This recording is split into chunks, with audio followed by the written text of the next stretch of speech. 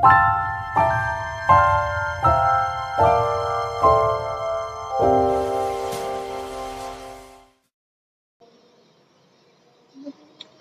teman-teman semua, jadi pada video kali ini saya sudah masuk ke bab 13 yaitu file over and load balance. Pada bab 13 kita mempelajari 10 materi. Yang pertama adalah konsep file over and load balance.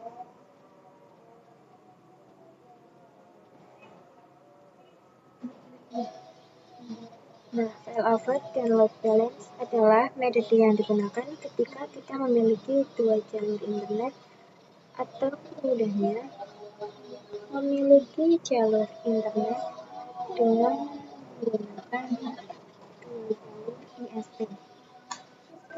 Seperti pada contoh topologi ini, terdapat satu router yang memiliki dua jalur internet, yakni ISP1 dan ISP2.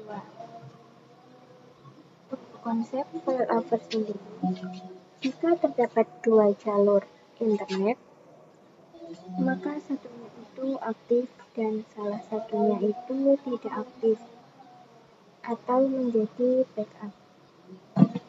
Misalkan ISP1 mengalami masalah atau trouble, nantinya ISP2 akan menjadi backup untuk penggantinya. Sedangkan untuk konsep load balance, dua jalur internet akan sama-sama aktif.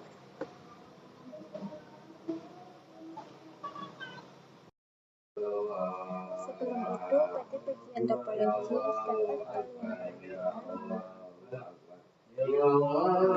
terdapat dua router yang bertindak sebagai ISP dan satu router bertindak sebagai router customer. Untuk IP kedua router ISP ini saya setting secara statik dan sudah terakses dengan internet. Dan untuk LAN dan hostname-nya sudah saya sesuaikan. Nah, selanjutnya kita dapat memberikan IP di router customer. Maka kita bisa setting IP address pada header 2 di kedua router ISP yang nantinya akan dijadikan gateway untuk router customer. Kita buka router ISP1. Kita buka router ISP1. Nah, di sini pada menu IP address kita akan memberikan IP yang digunakan.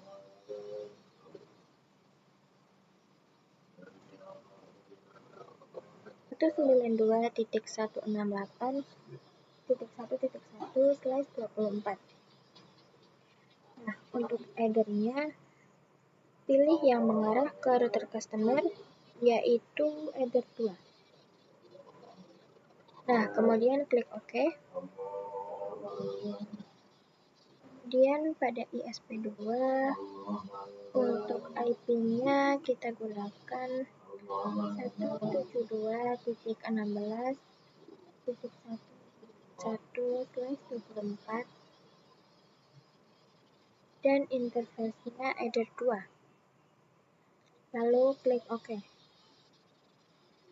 Selanjutnya kita akan lakukan static addressing di router customer. Kita masukkan IP yang mengarah ke ISP1. Ini yang terkoneksi dengan ISP1 ya. Misalkan 192.168.1.2/24. Nah, untuk interface-nya pilih Ether 1. Kemudian klik OK. Lalu kita tambahkan lagi untuk yang mengarah ke Ether 2, yaitu 172.16.1.2/24.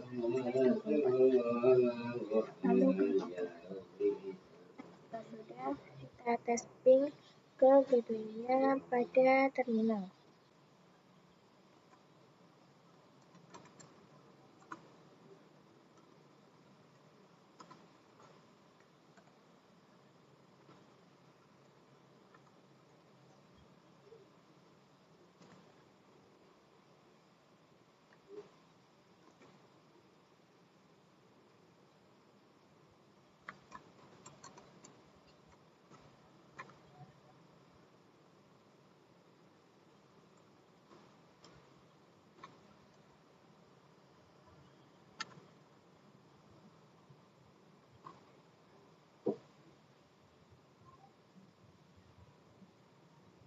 Nah, ini sudah berhasil ya teman-teman. Ini ada add default route pada router customer. Nah, selanjutnya kita setting agar router customer dapat mengakses ini. Nah, jadi kita akan menambahkan default route bagi yang mengarah ke interface 1 maupun interface 2. Nah, kita ke menu IP route.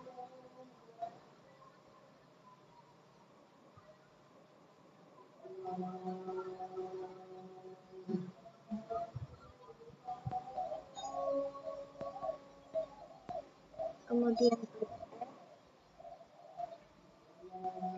untuk base address-nya kita biarkan default dan gateway-nya isikan 192.168.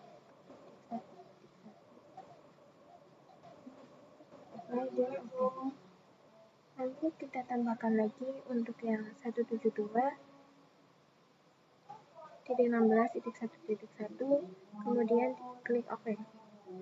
Nah, perhatikan pada bagian route flag.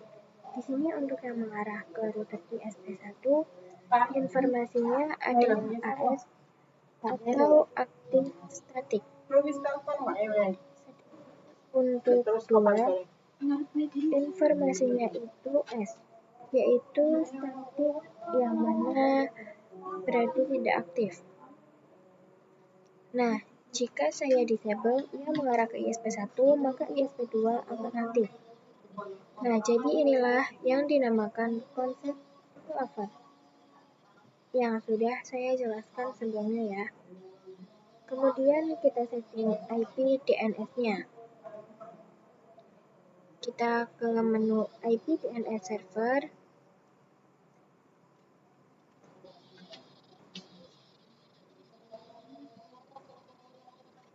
Pada kolom server kita berikan 888, kemudian klik OK. Dan jika sudah kita klik terminal,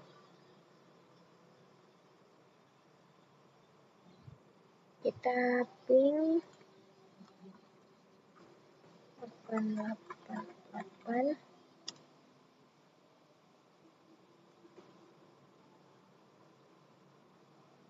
dan juga ping google.com.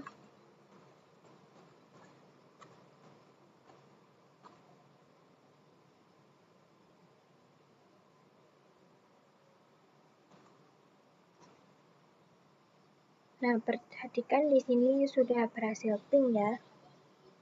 Nah, di sini kalian bisa perhatikan pada topologinya. Ini terdapat 2 VPC yang belum terkoneksi. Maka di sini kita akan mengkoneksikan terlebih dahulu. Nah, jika sudah, kita akan melakukan konfigurasi.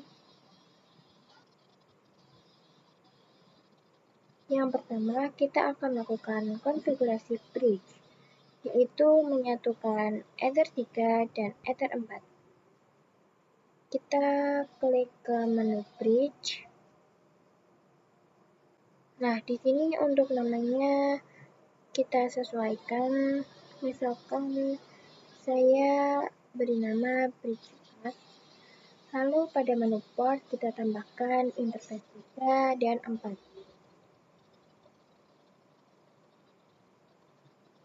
Nah, jika sudah, kita ke menu IP address untuk menambahkan IP di interface bridge. Misal saya akan berikan IP 10.10.10.1 Dan untuk interface-nya pilih yang bridge. Kemudian kita setting DHCP servernya. Untuk interface bridge, kita klik IP DHCP server, lalu klik DHCP setup. Nah, untuk interface-nya pilih bridge, kemudian kita next saja hingga selesai. Nah, selanjutnya kita konfigurasikan NAT. Nah, karena kita memiliki 2 ISP, maka kita konfigurasikan NAT-nya itu 2 kali ya. Nah, di sini kita klik IP firewall.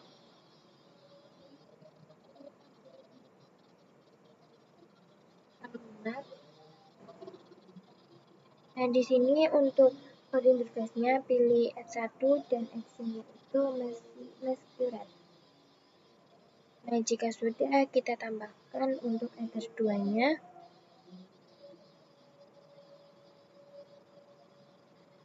Nah, jika sudah selesai, kita bisa merequest IP DHCP di kedua VPC-nya.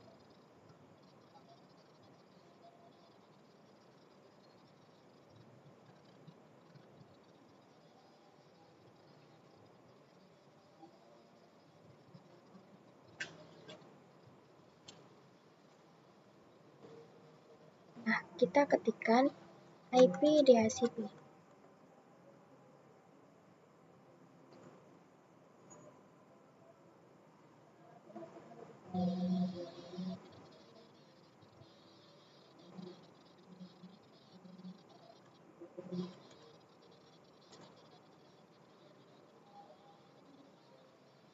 Nah, di sini saya sudah mendapatkan IP-nya. Kemudian kita tambahkan IP DNS 888.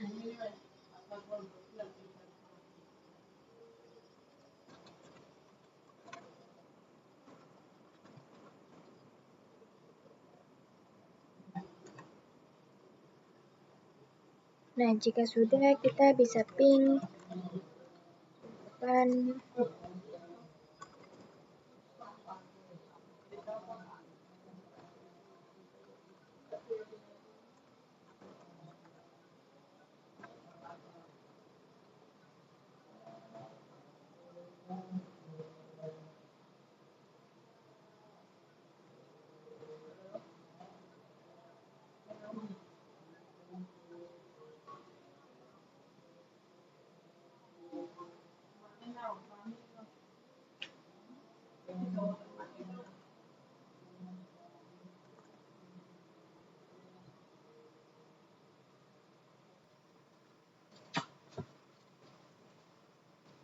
Yang keenam ada konfigurasi load balance SCMP.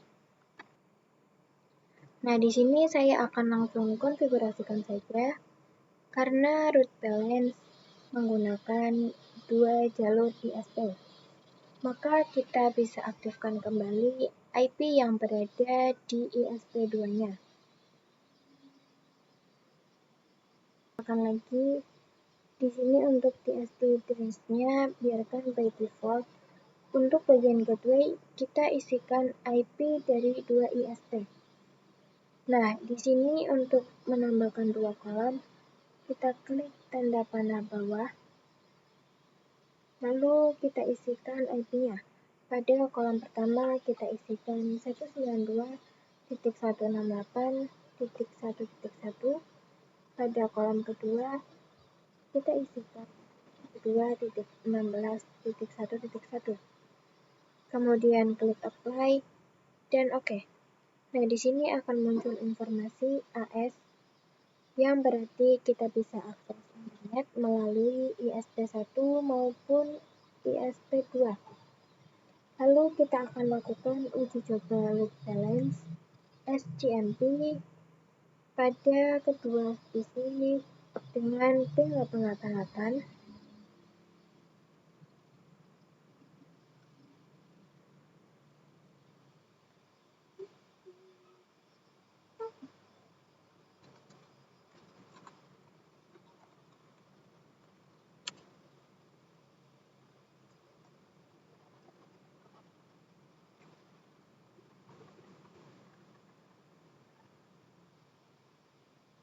Kemudian kita lakukan tes 8.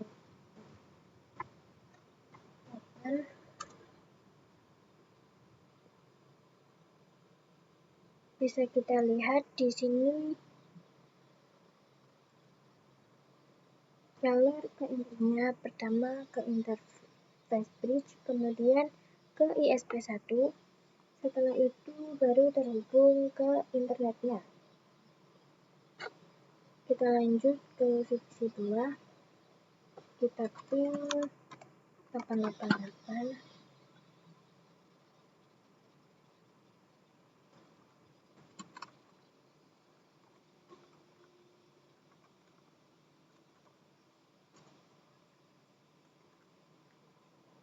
Kemudian kita trace 888.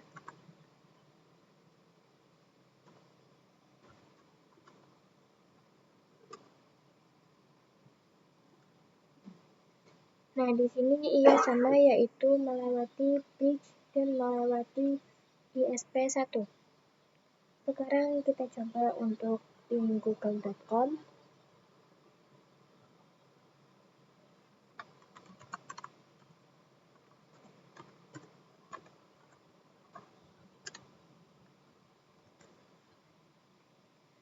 Kemudian trace google.com.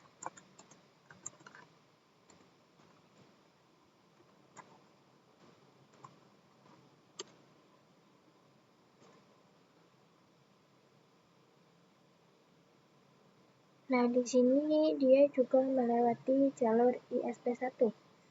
Nah, jadi perlu diketahui bahwa yang menentukan jalur internetnya adalah mikrotip. Jadi kita tidak tahu.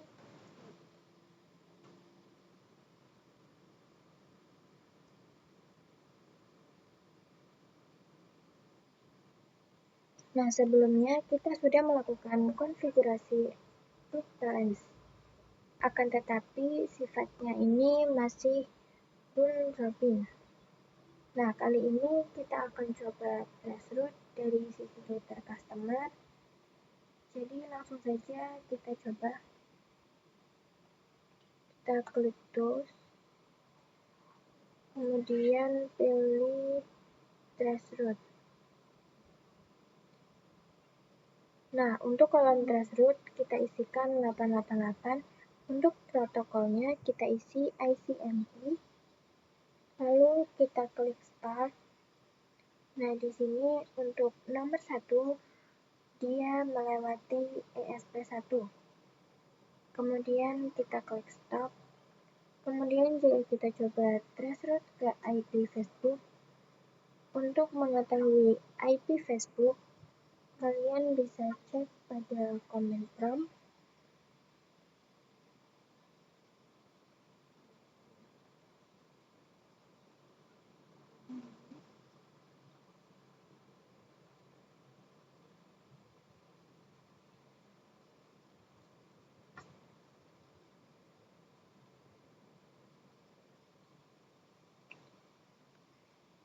Kalian bisa ketikkan ns lookup facebook.com.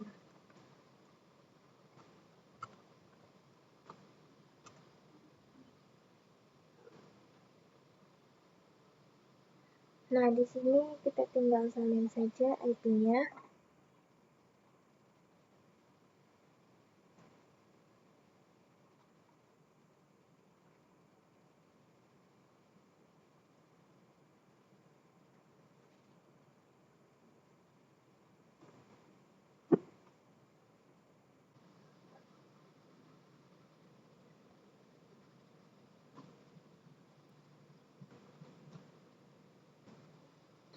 Yang ke-8, kasus berbeda bandwidth pada ISP.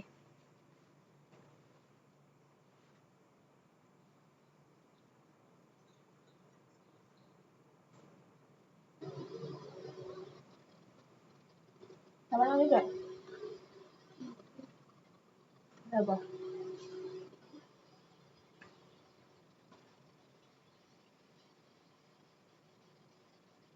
Udah ya, Pak.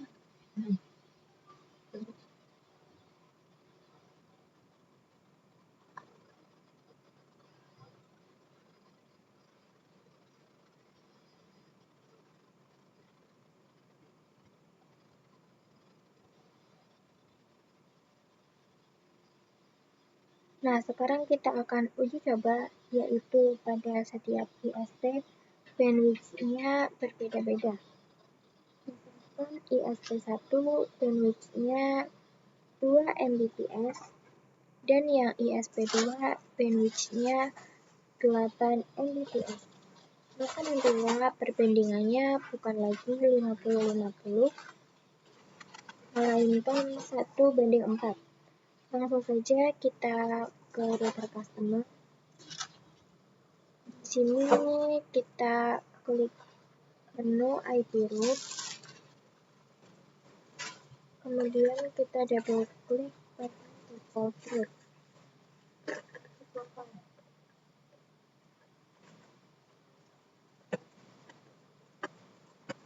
Nah, jadi karena perbandingannya itu 1:4, maka di sini pada bagian gateway kita sediakan 5 kolom. Untuk kolom pertama kita isikan dengan IP ISP1, yaitu 192.168.1.1, dan untuk kolom sisanya kita isikan dengan IP ISP2, yaitu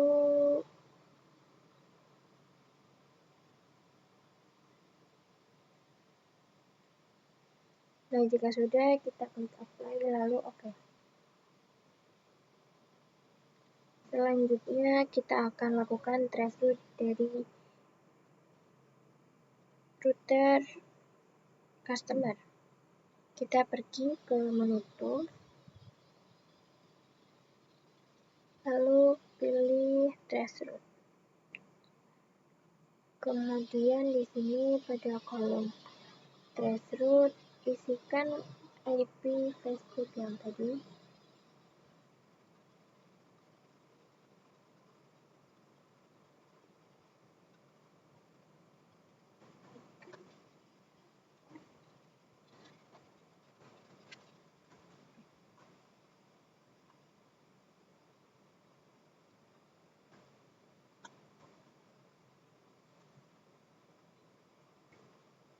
Lalu untuk protokolnya pilih ICMP, kemudian klik start.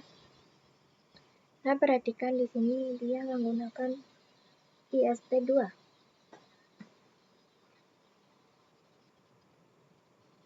Konfigurasi load balance and route rules.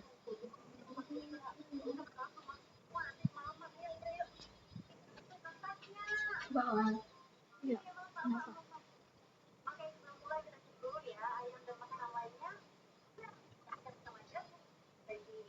Akan melakukan konfigurasi route balance dengan metode route rules. Jadi route rules ini akan bekerja dengan sistem SRC address. Nah, kita bisa definisikan, misal untuk PC1 kita ingin internetan dengan menggunakan ISP1, dan PC2 harus menggunakan ISP2 karena merupakan SRC address, maka PC-nya harus menggunakan IP statik agar tidak berantakan. Nah, di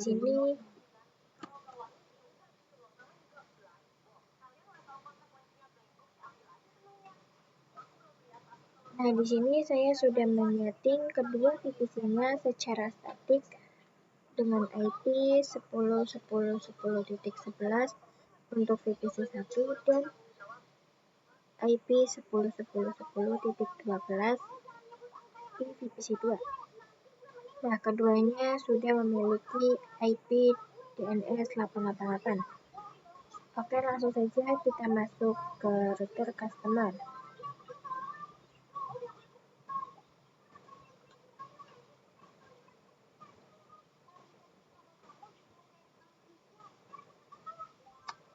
Kita pilih menu IP route. Nah, untuk konfigurasi sebelumnya kita disable, lalu klik menu rules, kemudian klik add. Nah, pada kolom SSC address kita isikan IP VPC 1 terlebih dahulu, yaitu 10.10.10.11,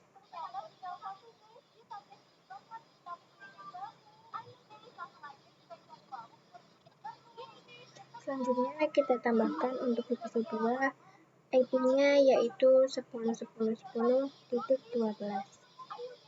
Untuk tabelnya kita isikan VPC 2. Nah, jadi fungsi dari tabel ini adalah jika terdapat paket yang berasal dari IP 10.10.12 yang ingin mengakses ke internet, maka router customer akan melihat pada tabel routing yang ada di VPC 2 untuk menentukan jalur yang tepat. Selanjutnya kita bisa kembali ke menu root. Nah, perhatikan pada pojok kanan.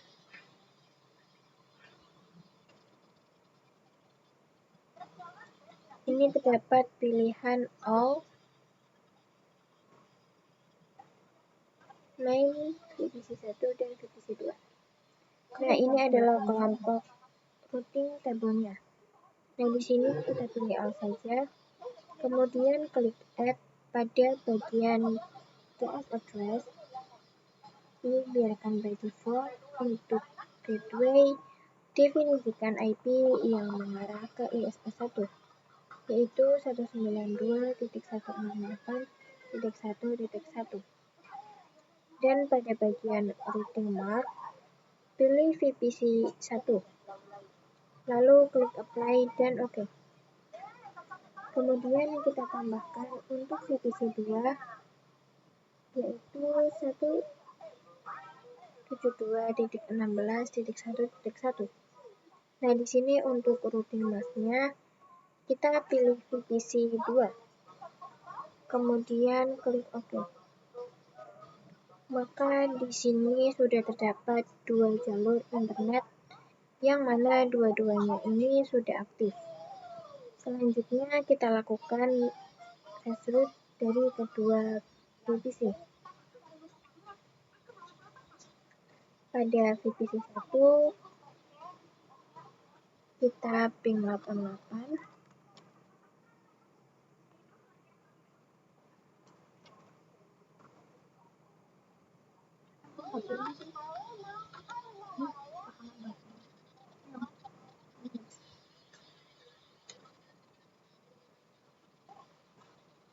Lalu kita trace 888.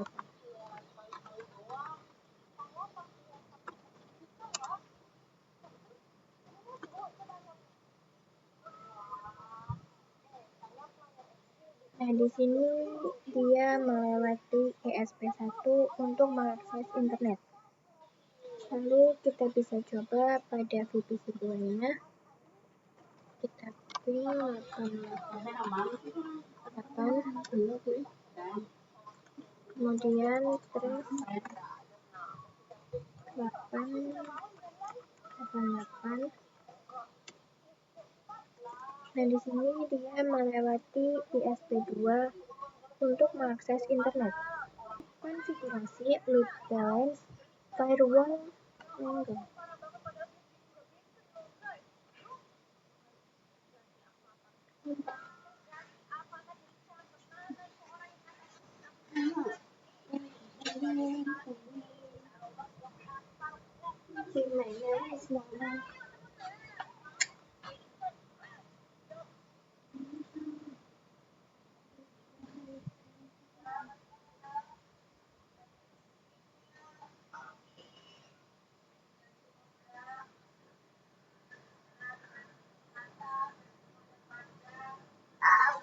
Nah, jadi firewall manager ini bisa mendefinisikan paket pergerakan protokolnya. Nah, untuk konfigurasi sebelumnya, ini sudah saya disable.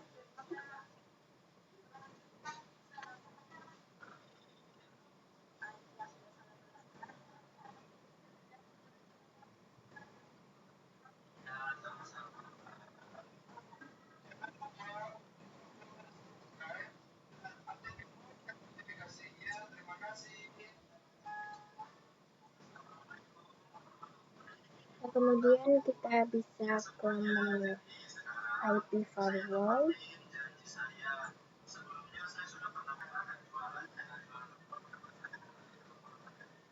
Nah, kita bisa ke menu IP firewall, lalu kita klik menu manager. Seperti sebelumnya, kita akan membuat VPC1 ini menggunakan ISP1 dan VPC2 menggunakan ISP2. Nah, di sini kita klik Add. Pada bagian Chain, pilih Pre-routing. Dan untuk SRC address-nya kita isikan IP VPC1 itu 10.10.11. Kemudian pada action kita pilih yang make routing. Kemudian pada new routing mark ini sama ya, terkait dengan routing table yang ada pada di routing. Misal di sini kita isikan Menjo strip ISP1. Kemudian klik apply. Di sini kita tambahkan lagi yang mengarah ke ISP2. Dan SRC address-nya kita isikan IP 10.12. Untuk action-nya pilih masuk. Dan pada new routing-nya kita isikan dengan Menjo ISP2. Nah, jika sudah, kita tambahkan ke routing table-nya. Kita klik add. Di sini untuk DS address ini biarkan by default. Lalu pada jadwal isikan IP ISP1 yaitu 192.168.1.1. Kemudian pada routing mark pilih yang Menjo ISP1. Nah, jika sudah, kita klik apply dan OK. Selanjutnya kita tambahkan untuk yang mengarah ke ISP2-nya yaitu 172.16. Kemudian rating marknya pilih main ISP2. Lalu OK. Nah, jika sudah, kita bisa lakukan tracing di kedua VPC-nya.